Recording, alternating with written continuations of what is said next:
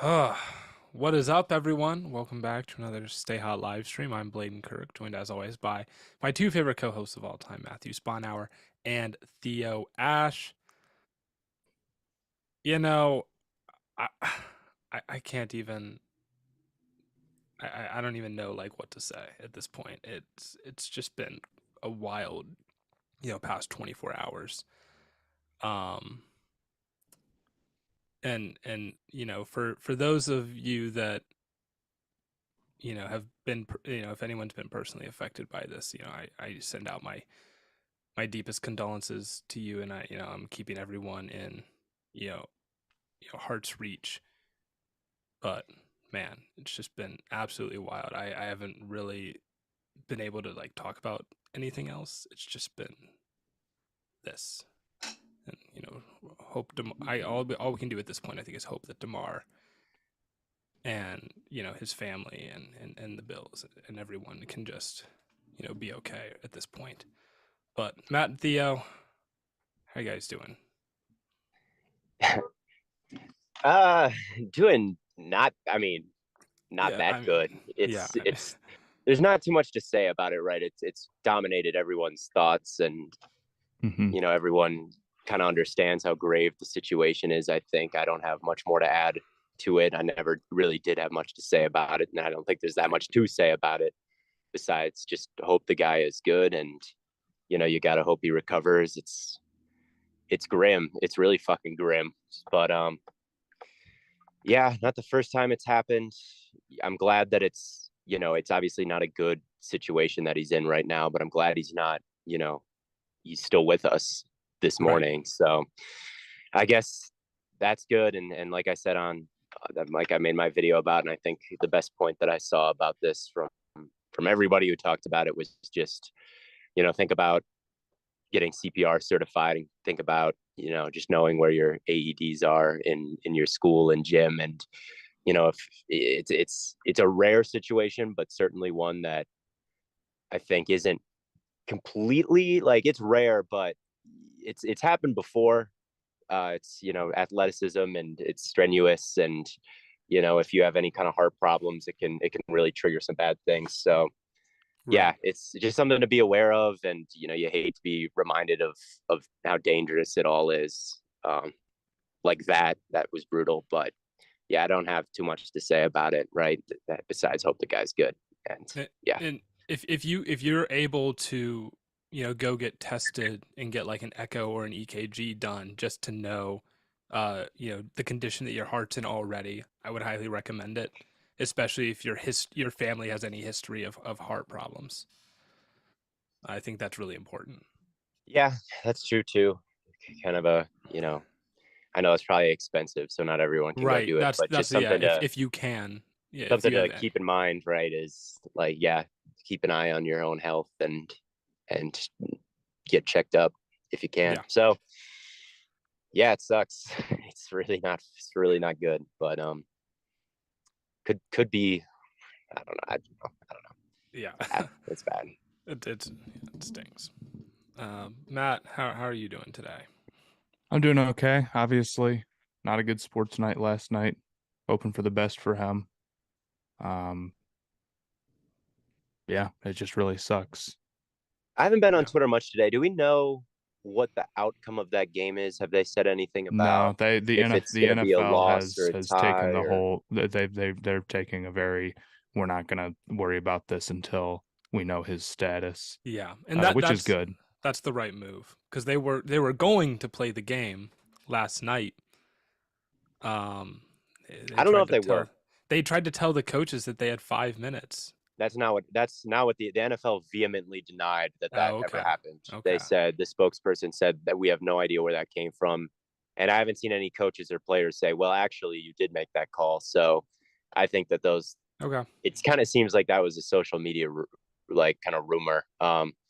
So I don't know what exactly happened. I think everyone didn't know what to do, and they all just left and the Bills went to the Yeah, hospital to check if their guy was okay, and they said we'll deal with this later. And yeah, that makes sense. So yeah, I it seems like the NFL did not actually call for a 5-minute warm up period. So that's that's good, I good. guess. Yeah, Because that's what they kept saying on the broadcast last night, and I was like, "There's no way. Yeah, I There's don't know what. no." Maybe the NFL is lying. I wouldn't put that past them, but Yeah, yeah, who knows? Who knows? Who knows?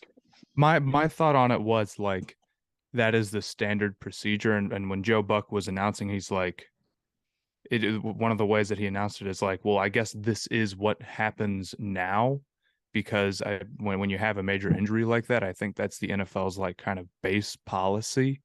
But then with the right. severity of the situation, it was discussed, and it's like, okay, we're not doing that. Right. But Right. Yeah, I I think that probably is it. but I'm Yeah. cautious to be like certain that Goodell made the call that like, hey, you're playing in 5 minutes. By the way, I don't know if Yeah. it really went down like that.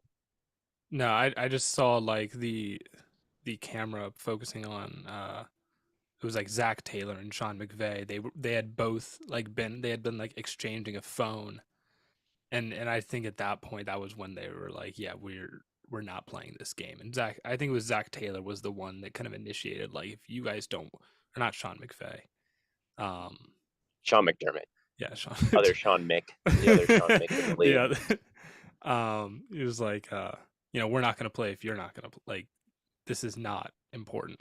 So I give props to Zach Taylor for being the kind of figurehead on that.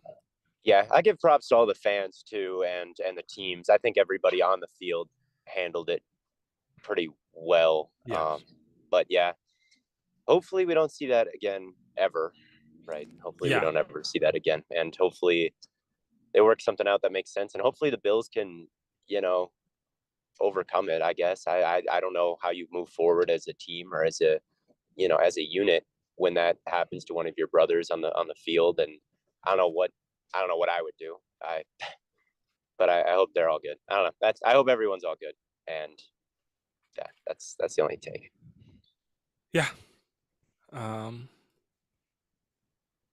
I don't have a whole lot else to kind of contribute to that. Yeah, and we don't need to. If there's nothing more to say, then there's nothing more to say. Fair enough. Do we want to discuss the potential of Harbaugh being a Carolina Panther? Oh man, yeah.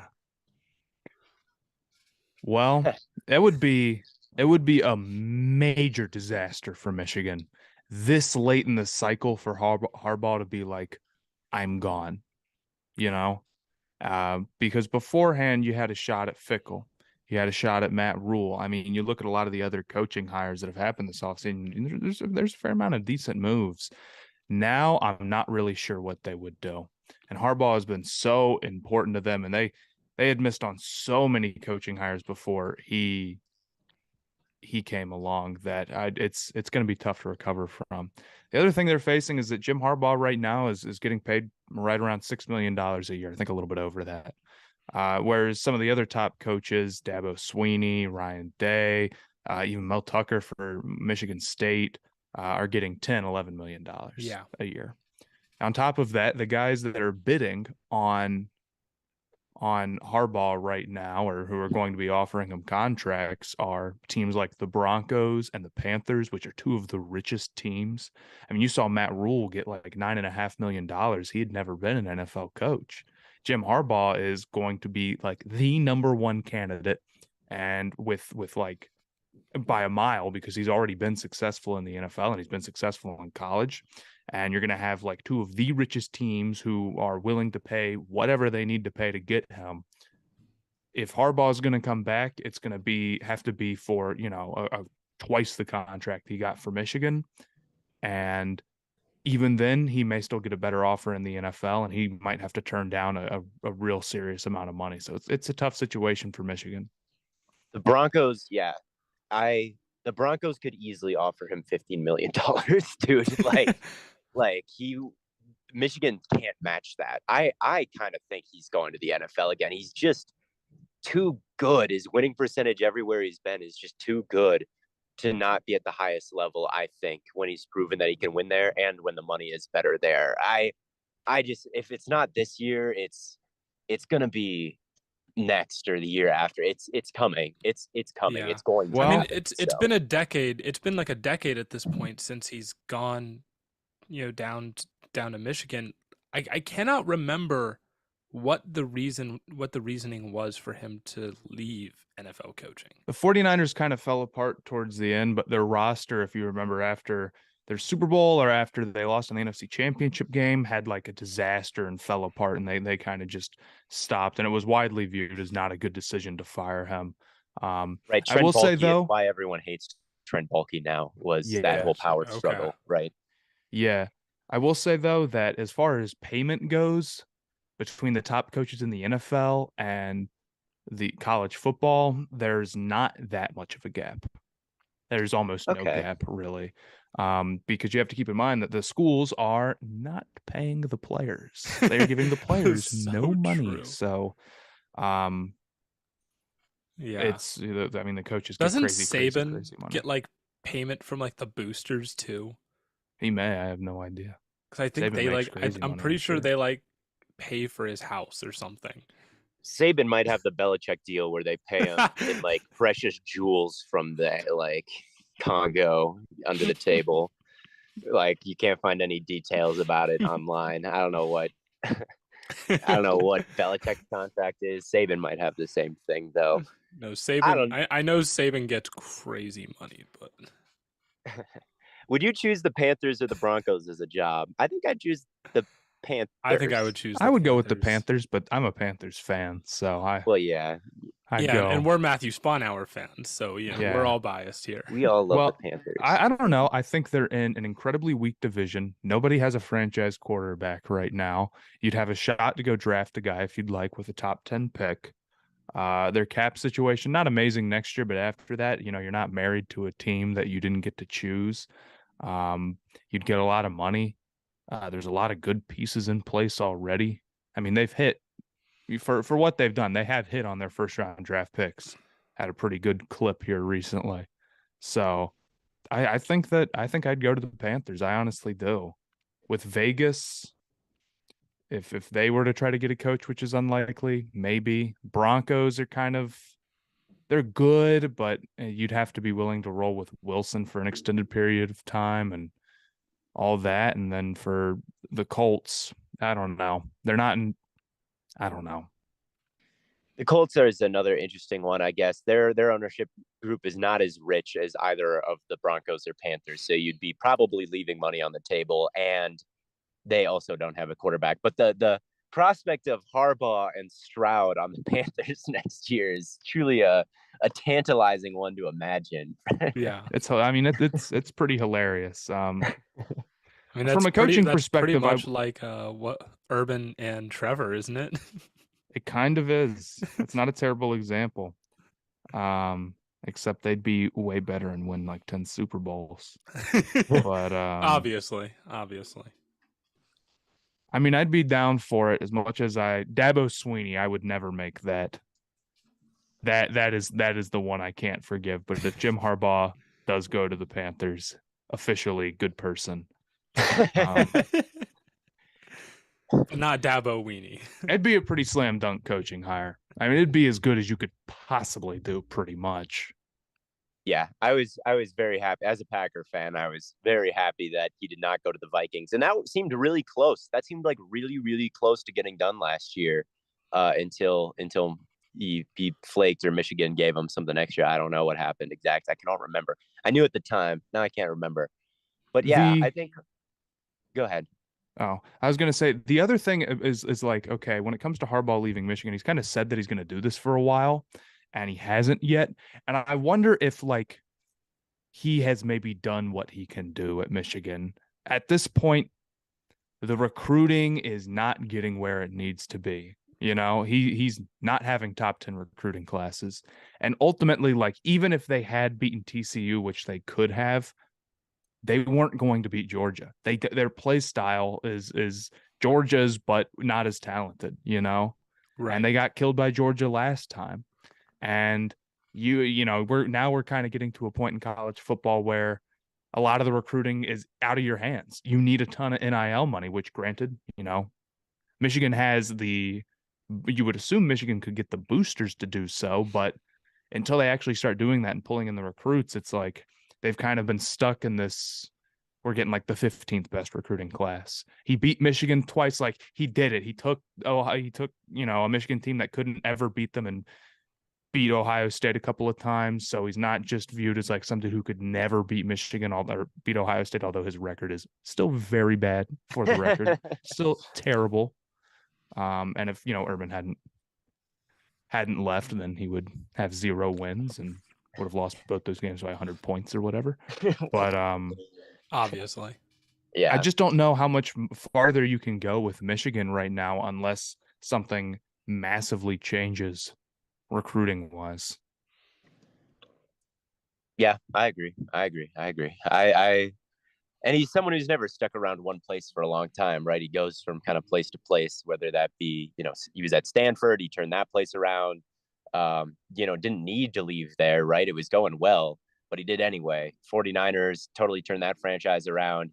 Maybe he didn't need to leave, right? It wasn't like, oh, we need to fire Harbaugh right now. His run is totally over, but he left anyway. And then Michigan, like, he doesn't maybe need to leave right now, but he's not someone who really sticks in the same place. And everywhere he's ever been has been he's been super successful and turned absolutely everything around everywhere he's gone. So I know he didn't win against TCU and his bowl game record is not good. And I don't know if he's ever won one. I don't know if he's ever run a bowl game, but I hold him in a very high regard as a coach and as a builder of a franchise or a program. And I would be, if I was an NFL owner and I had $1 billion, trillion, $1 million and I could just give someone, 13 million and have them try to turn around the program, like Harbaugh's the guy. The guy. Belichick, you're not moving him. Saban, you're not moving him. I mean, after those two, like Harbaugh's really like, of all the coaches in the whole world, like there's really not that many guys better than Harbaugh. Kirby Smart is pretty. Kirby Smart would be right great. Now. Yeah, you're right. You're right. Anyone from Georgia is really good, but but also it's tough to compare guys 1-to-1 like that because Georgia's high-end recruiting just based off where they are versus Michigan's high-end recruiting based off where they are. These are two different planes, and I wonder if you put Kirby Smart on Michigan and you put Harbaugh on Georgia for the last 7 years.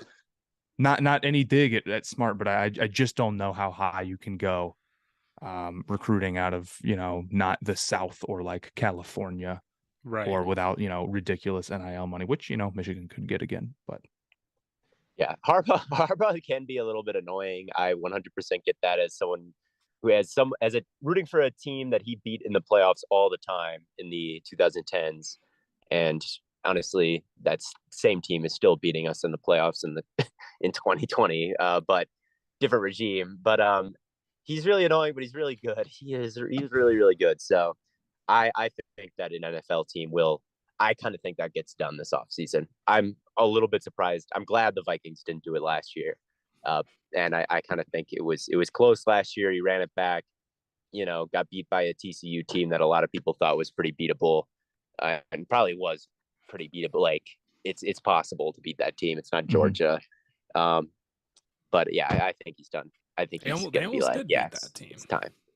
It did. I mean, they're beatable. They're really good. They're really good. But that's a win. Yeah. That's a game they were favored in, right? And they didn't do it. But yeah, I don't know. Yeah, I'm trying to think who else. There's Sean Payton is another coaching candidate. How have the Panthers' options boiled down to Saints guy and Michigan guy? Good Lord, man. It's not right. I don't know with Payton. I mean, you would have to give up a first round. I'm not giving up a top 10 pick for Payton. Sorry. I just don't want to. Yeah. I mean, he's a great coach. Be bad at quarterback again next season. And no, I'm not doing that. Sorry. Yeah. I mean, I feel like someone's going to make a move for Payton, and it's just, oh yeah. I mean, we've talked about before, the thing with Payton is like, you're not really going anywhere unless the situation's amazing, probably. I always think it's so funny that people hype up Sean Payton to the Chargers, considering like he just runs all the shit that Lombardi does. He just does it with way better. And with quarterbacks that actually should be running this stuff, like, oh, Chargers fans, oh my God, we're Sean Payton. Like, I'm so sick of Staley. I'm so sick of Lombardi. Let me get Sean Payton. Like, literally, Lombardi came up in Sean Payton's system. Like, they're running the 2020 Breeze shit. Except they're not running it with Yeah, 2020 yeah, Breeze. they're They're running running it it with with like Justin Herbert. they're running with the biggest arm. That's the problem. But like literally, all of Sean Payton's stuff it's very detail oriented. It's very like get the ball out quick. It's very like there's going to be option routes. It relies a lot on the quarterback, making the right decision all the time, and it's kind of unstoppable and to dink it, like when it comes to dinking and dunking your way down the field. Like it's kind of unstoppable if you've got a Drew Brees with no arm, right? Like, but if you got a Herbert, you can shoot even a little bit higher than that. So, and the Chargers, Lombardi, I don't know what his issue is, but when it comes to like option routes and you should settle here or you should keep running here. For some reason, the Chargers receivers don't know how to do this, and they choose the wrong thing every time. Like you watch the Chargers and a bunch of Herbert's picks, and it's because like the wide receiver will stop running, or plays where Herbert gets stacked. There's like it's zone, and against zone you want to settle down, but they'll just keep running into zone, and against man they'll settle down instead of running away from the guy. So like Sean Payton would be an upgrade, but like that's the offense you might be signing up for. And maybe you want Russell Wilson to do that, right? Maybe you want Russell Wilson to if he's gonna be like he's shorter at this point. He's like 6 foot nothing, like Drew Brees was. He's not the athlete that can make guys miss anymore. Maybe Sean Payton's the guy for Denver where, he can, if anyone can make him kind of a dink and dunk, like a little bit more consistent quarterback. Maybe it's Payton. So that to me is like, I guess maybe Denver makes sense. And I guess he's got Fangio signed up to be his DC already. I don't know, but that'd be a pretty stacked, but that wouldn't work in Denver because they've already got their DC. I don't know, but the only thing would he won't be a like, Charger. That's what I'm saying. He won't be a Charger. It would be stupid to fire Staley at this point anyway, because now the defense is finally balling out. So you don't fire Staley now. It's finally getting results. So maybe Lombardi, but Sean Payton's not going to be your offensive coordinator. Plus, it would just be the same thing, but better. Yeah. I mean, I don't know if Sean Payton to Denver would even make sense. Just like, I feel like the reason Russ left Seattle was because he wanted to kind of do his own thing and be the whole let Russ cook guy. And I don't know if he would want to go back to. Well, that's and I know it's not bad at this point. He's terrible outside of structure. He can't evade pressure anymore. He gets sacked every time there's pressure. And so it's just a matter of is he gonna be a big enough man to be like, you know what, I was wrong. Can we bring in a guy? He's never been that before. Yeah, I don't know. He just runs Russ stuff. Like let's take shots down the field. It's. So are you gonna bring in a guy that's gonna then all of a sudden not have him run Russ stuff? And here's what I would do. I would call in the best run game coordinator that's ever existed, and I would say we're gonna have Russ throw it 10 times a game. And we're gonna time, baby.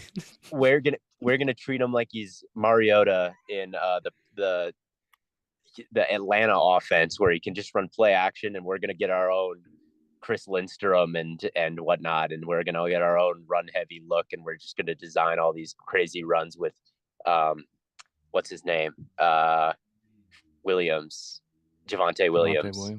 Yeah, that's my plan. We're gonna find the next Arthur Smith, and we're gonna make Russ Marcus Mariota, and then we're just gonna. It's Greg Roman time in Denver. I feel. There we go. Now Greg we're Roman, talking. head coach. I love it. Greg Roman's a big Harbaugh guy, Matt. He's a big Harbaugh disciple. So if Roman gets fired, that's too dang bad as far as I'm concerned. You're getting Roman, you're getting Anthony Richardson, and you're getting Greg Roman, and you're getting Harbaugh, and you're running the Ravens offense. And then you're drafting. Yeah, this will work. It's not a terrible idea, honestly. Somebody in the comments talking about if the Cowboys don't win a playoff game, do they go after Sean Payton? And I think I kind of like that. Ooh. Oh, I like that a lot. That's Yeah. not a bad. That's not I a bad agree. move. Well, it depends. It depends because their coordinators are so good right now. I know Kellen Moore gets a lot of shit. Kellen Moore is a good coordinator. I don't care. Like the guy leads the highest. When Dak is in, they're like the highest scoring offense in the whole league. Like over now a 2-year sample size, basically. Like I don't care what anyone says. Kellen Moore is good, but like, man, if he gets hired away before the draft, and or Dan Quinn does, Yeah. like McCarthy's like the coordinators are to me like McCarthy sadly is not that guy. So if one of your coordinators gets hired away, like yeah, you'll have a late draft pick. Ooh, I like that. I'm telling you. Yeah. The Cowboys have a good Dak is team. also the They perfect really. quarterback too. Dak is the perfect quarterback because he's not this crazy athlete, especially after all the injuries he's had. He's not someone who's like gonna run around and I mean he has a little bit of it, but he's Yeah. really one of the best pocket passers in the league. So if you're gonna run that breeze stuff, like he's a guy Yeah. that's very acceptable to run that with. And And they have the playmakers to actually do that. yeah, Pollard and you know, Zeke still has some in him, and CeeDee Lamb. Like, and that's kind of always felt like the plan, right? This year, I think Dallas is better than even people thought they'd be. Better than I thought they would be. That's for sure. With all the, yeah. but after Tyron Smith got hurt, and it just I didn't after Amari Cooper got traded away, it felt like they got worse this offseason, and they were one of the only teams that got worse over the offseason. But so before the season, I remember everybody being like, "Oh yeah, they're gonna underwhelm. McCarthy will get fired, and then bang, Sean Payton will just walk right into it." It complicates things a little bit that they're good, but yeah, I could definitely still see that being a good situation for Payton if if they don't like McCarthy. But it would also be kind of fucked up to fire McCarthy after if they win a playoff game. And Yeah. But if they go in, but like if they don't get the 1 seed and then they lose to like the Bucks or something, come on, man. well, Yeah. yes, you're right. You're right because they would play the Bucks as the 5 seed if they don't overtake the Eagles. Who do the I think Eagles I play would. this week, by the way? Someone look that up. The Giants. Giants. Ooh. Because Jalen. if I they mean, lose, if they they could don't fall down. if they don't have Hurt, I mean, it's Minshew is not good. Oh my god, let me rant about he's this for a so second. bad. He's so Minshew bad. gets so overrated because of he's got the corked up. Every corked up white boy backup gets so overrated. Oh my god, Heineke. I've fallen victim to the Ellinger hype after one game, so I'm a victim of this. But that's also because their starter is Matt Ryan, and anyone can be better than him. And I think it would be valid to put him in, honestly. But yeah, he's has no arm strength. Him and Heineke, this is their problem. They can't access all levels of the field with if they throw it with all their might and muster every inch of every bit of power they have in them, they can throw a go ball, but they can't like fit it in tight windows over the middle of the field. Like they just don't have the arm to do Right. that, and they play like this kind of swashbuckling style, which everyone likes. But that's always going to be super volatile because they don't have the arm. The ball hangs in the air. Like defenses are always going to be licking their chops to play Minshew or Heineke, even though they sometimes if you just like trust the playmakers, you can Yeah. make some big plays and you can win some games. Like how many games has Heineke won just throwing it up He's to it's like 5-3 McLaurin this year. Yeah. Yeah. Lots of games he's won doing that, but they're not actually good. So Yeah. I've always there- been kind of a Minshew yeah. hater. There were that's lots why. of people I know in the offseason that were saying that like, man, Minshew, he's better than Minshew's Jalen. definitely one of the 32 best in the league, bro. He would be a low end starter, dude. Yeah.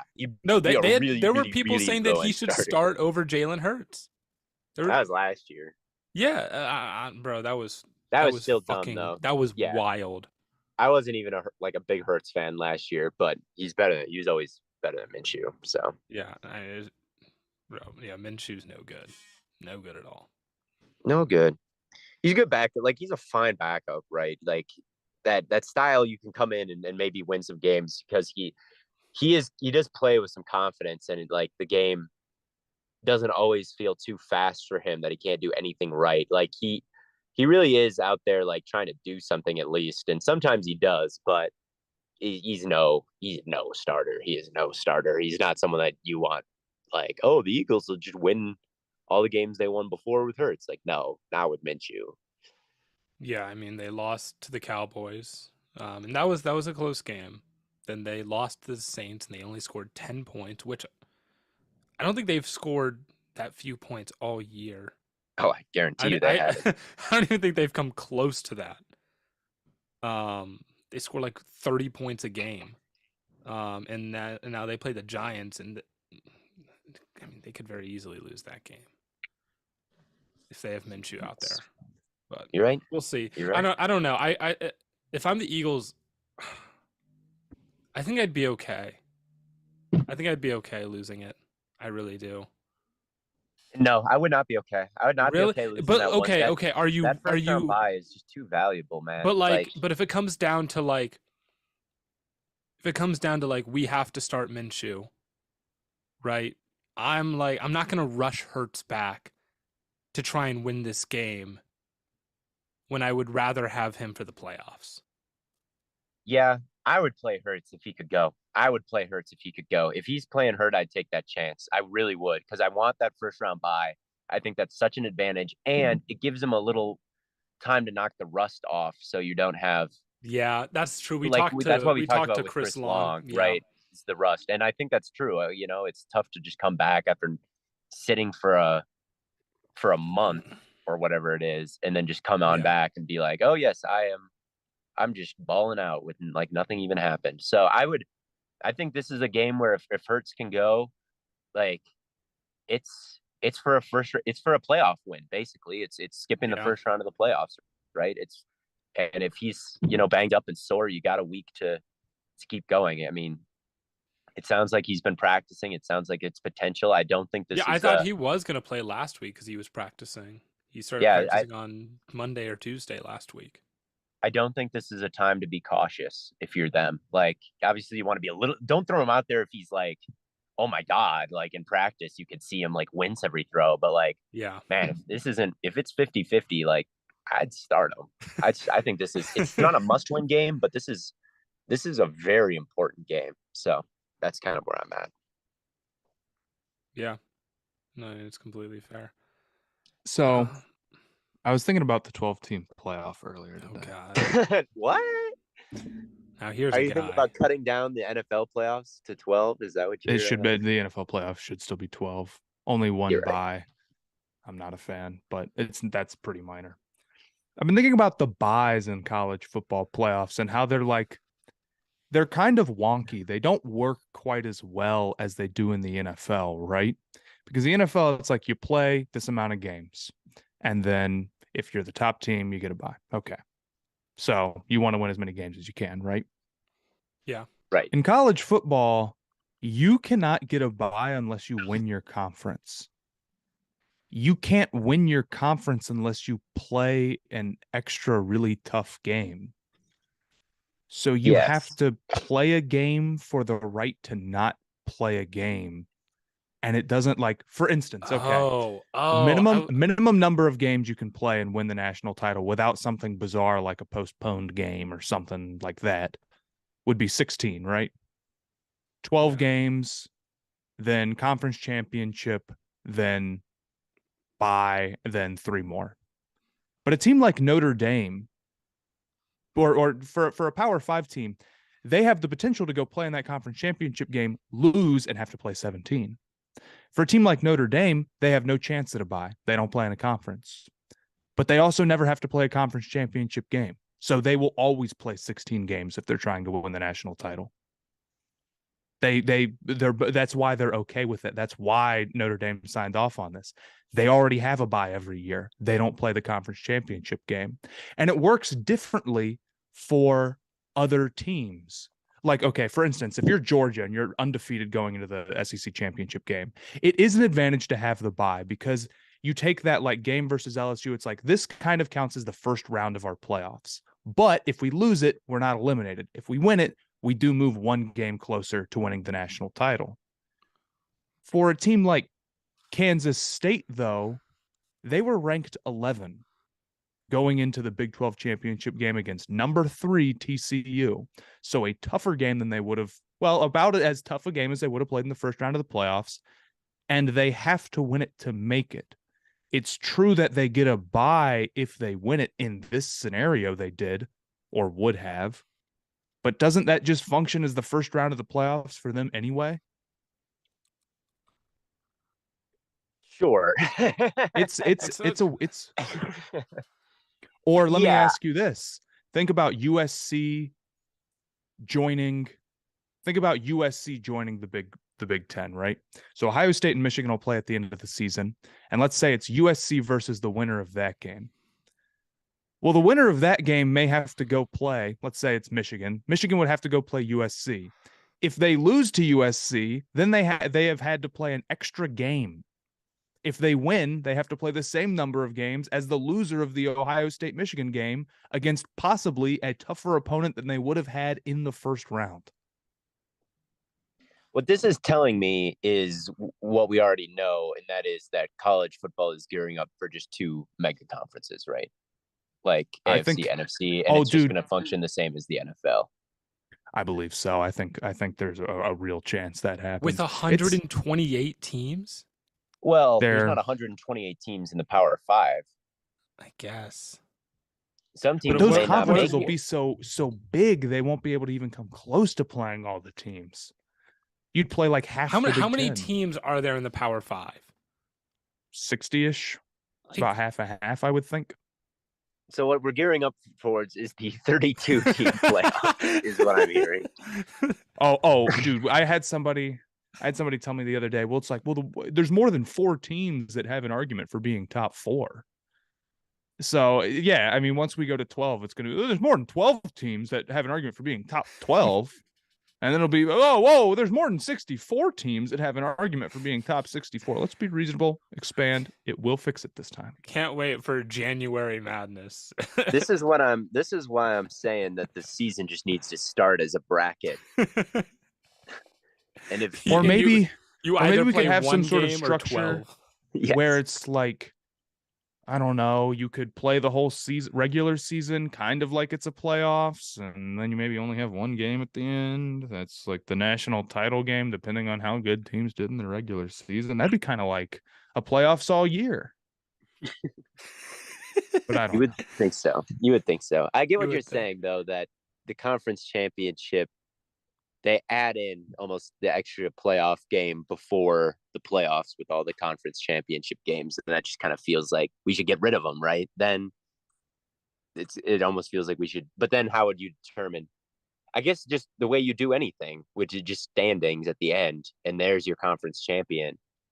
And then there is no conference championship game. And whoever's at the top of the conference with the best standings, the best record, however, all the million ways you can discern that, you should just have them play the equal amount of games, and then the playoffs are set without that weird extra scenario coming in that could make it so teams are playing an extra game or not, or all that, right? You could, yeah, but then you'd be taking away football, and how could you do that? And why would less football be good? Do you hate football? Are you evil? I don't know. Me and my dad were just talking about this. I also think that teams are going to stop scheduling tough out-of-conference opponents. People have this idea that it's going to lead to teams scheduling more. Dude, like, okay, if you're Georgia, what point would there be to scheduling yourself more tough opponents? Now Oklahoma and Texas are coming to the conference. You're good. There's no advantage to playing tough out-of-conference opponents. None. Or like, do you know what the Gamecocks schedule is going to be? They play the SEC that is adding to elite programs, and Clemson is one of their out-of-conference games every single year. It's so messed up, man. Yeah, well, we won't have to worry about this for a while since all these schedules are set like a fucking decade in advance, right? Oh yeah, this 2030 Ohio State-Georgia matchup going crazy. That on the docket? Yeah, but I bet you money they do not end up playing that game and it gets canceled. Fair. Yeah. All those 8th graders or 7th graders who are going to be playing, who are looking forward to play in that game. Yeah. All of the Stay Hot fans, all the athletes. kids that go to school with my sister that are verbally committed to Ohio State. Is that true? Not, I mean, Are there kids in her grade that are verbally committed to Ohio State? I don't know. Maybe. Oh, okay. I thought maybe that was because I know that she's a really good track athlete. I was wondering. She is. I mean, she is. I mean, there's one kid. Why I isn't know she that committed to Ohio State, man? Nah, man, she's committed to Miami. Yeah, but maybe the one down in Florida, if you're that good. Yo, relax. The real Miami. She's going to Ox Vegas. You already know. Yeah. What else is going on? Have you guys? I don't know if I could say this. Never mind. I'll say it after. Okay, fair enough. Has a certain Kevin at Blue Wire talked to you about the Super Bowl at all? Mm-mm. No, just me. No. I'm special. I'm special as in I live in Arizona. Okay. Well, then I'll talk about that after that recording. That. Okay. Anyway, I thought maybe that anyway. Never mind. He Blaiden's sister is the next Panthers head coach. She needs to be the next Panthers running back. Apparently, I don't know about her. Facts. She needs to be the wide receiver. She turns 12 in like 3 weeks, and she's like almost 5'2". Like she's pretty big. I guess I don't have a scale in my head about how tall. Yeah, I guess that's pretty she's like tall. a foot. She's like a foot shorter than me, and she's 10 years younger. 5'2", yeah, 12. You could grow a significant amount. Like if she gets to 5'7", 5'8", like that's a decent running back size. Yeah, just need to feed her that Hello Fresh protein pack, and I left one. She asked if she could have one. Browns. She asked if she could have one, so I left her one. Hey, hey. So we'll see. Panthers. You guys see Donovan Mitchell's game last night? No, because he scored a whole lot of points. It was awesome. Yeah, I was sitting with Zach, and I was like, "You're like, bro, bad timing. What are you doing?" Yeah, there's a tweet that was like, Donovan Mitchell just put up the quietest 71 points ever, and the quote tweet was, "I wonder why." But yeah, like after the whole incident last night, I didn't see anything about it until like this morning, and I checked my phone. I was like, Jesus Christ! It was not even just 71; it was like 71, 11, and 8. Yeah. What the hell is like that? 65%. 71 on 34 shots. I believe that's the record for fewest shots ever for a 70-point game. Although there were 10 other examples. It was pretty hilarious how down people were on him after the playoffs last year, man. Oh yeah, like dude, it was pretty ridiculous. comical. It was pretty comical how easy it was to see. Like, I know all of us here on the podcast were like, yeah, people are going to think a lot higher of him after this year in Cleveland. Yeah. And yeah, the guy's an electric 3-level scorer. I mean, now that you put him in a situation, defense comes down to effort a lot of the time. And it's pretty clear that he didn't want to be in Utah anymore with, I think, a lot of the behind the scenes stuff that strife that seemed to hit that franchise with the chemistry. But like, you put him in a situation where, you know, he's motivated playing on a young, like potential 1 seed, like he's probably going to lock in a little bit more. And yeah, that's kind of what's happened. He's really, really good, and the Cavs are really good, and it's kind of just like we said they'd be. At least one thing goes right in Cleveland, man. At least one thing can go right in Cleveland. Well, until the playoffs. Just wait. Yeah, they're winning the final. But it's going well so far. It's not like they're the Timberwolves, where the Timberwolves traded for the wrong guy, man. They traded for the wrong guy.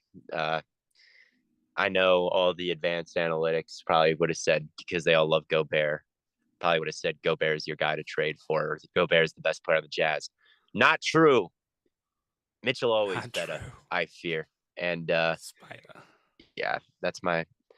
I don't think that's my guy. I mean, I don't really care, but yeah, he's really good. Yeah. I don't know if we have any other thoughts. Matt, do you have any thoughts on the Cavs or the Timberwolves or the Utah trades or anything like that? I don't know. I see people saying that like the Timberwolves should blow it up. I'd say maybe chill out for a second. Good Lord. We've seen teams look like it's done. I mean, after what the Nets have done this year, let's try a few things before we do that. I mean, I don't disagree that it was a mistake ultimately, like almost no matter who you trade for, if your most important player is 22 and you trade the house, like the absolute future, like all of your assets to possibly make a move for a 30-year-old, you're asking for yourself to be like, I mean, Anthony Edwards is almost a lock to just be sitting around when he's 27 in Minnesota being like, man, this team can't get me any help. I mean, you look at the Mavericks, they traded significantly less for Kristaps. They haven't been able to recover. They had to hit on that trade and they didn't, you know? Yeah. And that wasn't nearly as egregious of a miss. I mean, it didn't work, obviously, but at the time, I think more people were for it. And looking back on it, I don't think it was some massive mistake. I think it just didn't work. Right. Trading Porzingis away. Remember that playoff series where he played so bad and was just like horrible? Like at that point, it was like fair to be like, well, maybe he's not, when we're thinking about this roster in a couple of years, Porzingis isn't there.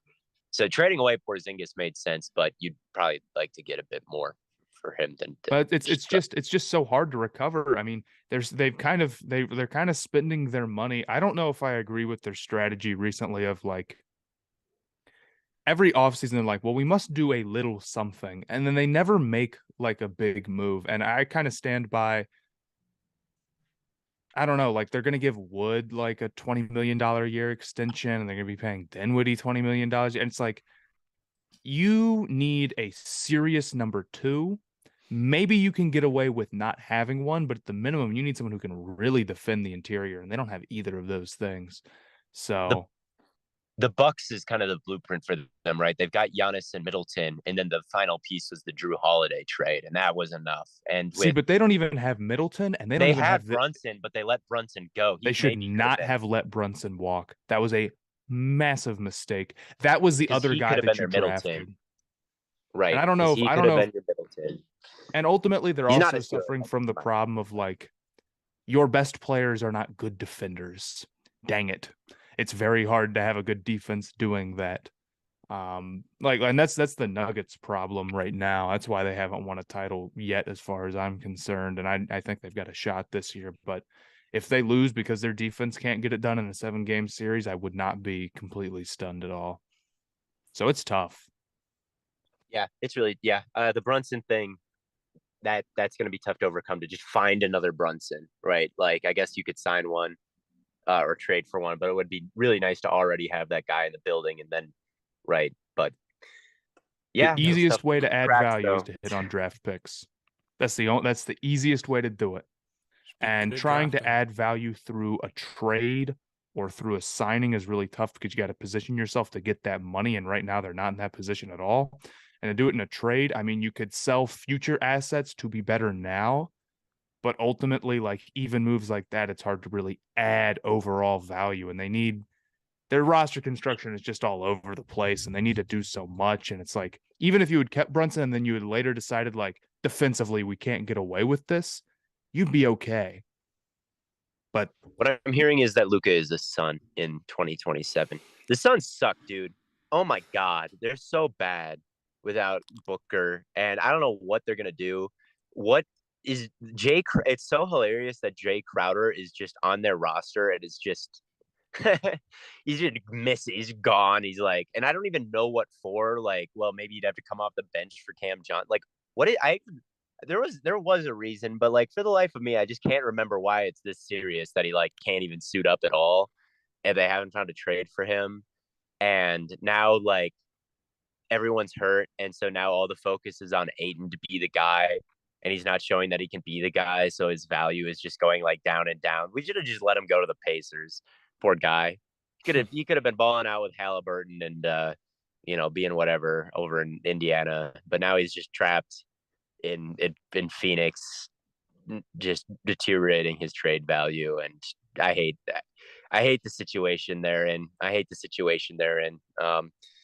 They were such a jolly team before. They were dancing around and being all happy, and they were the chemistry was so good, and now it's just all rotten and everyone hates each other and it's just lame. So that's a little aside, but sounds like the Suns need Danny Dimes. They need someone that's just happy, I guess, because they all just seem kind of miserable and sad. They need Kevin Durant, the jolliest fellow around. They need Kevin Durant. Yeah. They kind of needed to do it against Milwaukee. That's what it comes down to. They kind of needed to do it That's how it against goes for Milwaukee. most teams that don't win a title. It's not even some like massive. I don't think the Suns have made very many massive mistakes. Like they just kind of didn't get it done when they needed to. Ayton Other than needed you to could finish argue, that dunk against Giannis. Ayton needed to finish that dunk against Giannis, and none of this would be a problem. Facts. Sadly, Giannis is better than Ayton, and Are you sure, man? I am We sure can leave that this was the open for moment that we can leave this open convinced for me. debate. Well, Ayton was the number 1 overall pick, and Giannis was number 13. So Ayton always had more talent than Giannis. But that Right. moment, This is the truth. that was kind of the moment where I realized that this Giannis guy might be better. But yes. Yeah. Anyway, back to the Timberwolves. Yes, the Timberwolves should not blow it up. If you drop, imagine you as you're just a person. You are yourself in this scenario, and you save up all your money, and you buy a new car, right? And you buy it's $15,000 you saved up for 5 years, and you buy the car, and you realize you don't like it. You're gonna keep driving it for a while just to make sure. Like you just don't give up. If you spent that much, it's a mistake. Like Yeah. you gotta kind of like make sure, like, well, maybe I'll like it a little bit more later. I don't know. You just I know sunken cost is a fallacy, but damn it's a powerful force, right? Like I spent this much on it, and it's I'm gonna just see. Maybe it'll get a little bit better as time goes on. I know it's sunk cost fallacy, but that fallacy has some hands, I and don't know. you're gonna. I would say that this would be like the ultimate sell low. Like we're just gonna give up after 30 games and just Right. I mean, I'd rather just ride out with Gobert. And like I think the odds of that getting better are significantly better than you trading Gobert for pennies on the dollar and then trying to build a contending team with whatever you get back for that. Yes, that's a much better way to put it than I put it. But yeah, that's true. That's what I agree. I agree, because maybe it'll get better. Maybe it really will. Maybe you will grow into it. They will win the NBA championship. So true. Manifest a little, man. If they just need more time, they just need a little bit. Eventually, every team will win an NBA championship if you give the core enough time. Not the Hornets. They are. Trust. They just need more time. So bad this year. It is unbelievable. And it makes me feel bad. But it's all gonna work out. They'll get Wembanyama. Yeah, you and the Scoot Henderson LaMelo duo is gonna be generational. That'd be pretty hype for Scoot, man. He's different. It's a shame that like he would be the best player in so many classes, just not this one.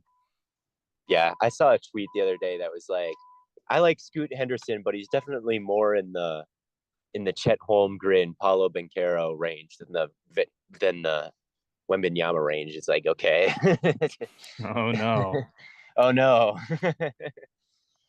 That's horrible. No, you're gonna get a Paulo Banchero tier player, the guy who would be rookie of the year in 99% of draft classes. But yeah. Oh well, it's a good year to be. At least they're horrible, At least you've got a shot at it, because they really tried to be decent. They gave it their all to be like a decent team this year, and like be just another middle of the pack play and lose team. At least like right now you can be like, okay, we have legitimately a chance at the Wembanyama sweepstakes, because they really, really didn't want to be. I know, it's so funny. They do everything in their power to win 35 games, but like every basketball gods decided against it. And the number of injuries they've had are hilarious too. I mean, it's just like every night. It's just, I mean, and it's just like, okay, LaMelo steps on someone's on a courtside fan's foot and re-injures his ankle like the game he comes back. Okay. Right. Oubre's out now for 4 to 6 weeks. So and people have this idea. It's like, oh, the Hornets should be sellers at the deadline. Who? For what?